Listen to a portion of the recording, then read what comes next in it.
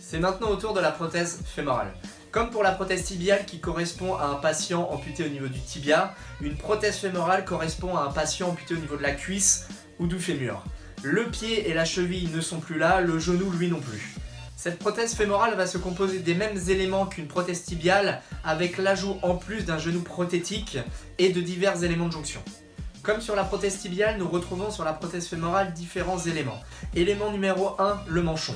Le manchon vient se chausser sur le moignon, il permet toujours de protéger la peau et d'assurer la suspension de la prothèse. Fabriqué dans 3 matériaux, le silicone, le copolymère, le polyuréthane, dans certains types d'emboîtures, le manchon n'est pas nécessaire.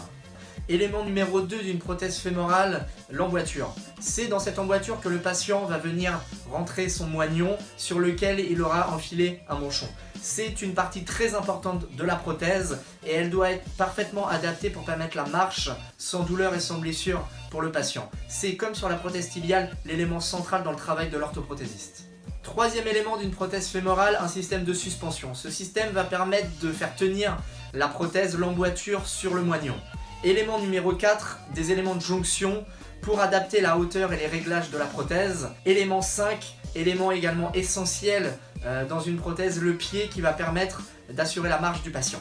Sixième élément qui lui n'est pas présent sur une prothèse tibiale, le genou prothétique. Le genou prothétique aura pour fonction d'imiter le fonctionnement d'un genou humain pour permettre la marche.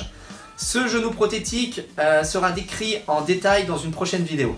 Et pour finir, élément numéro 7, des éléments esthétiques pour imiter la morphologie humaine, des mousses, des covers, des esthétiques silicone et redonner un aspect morphologique.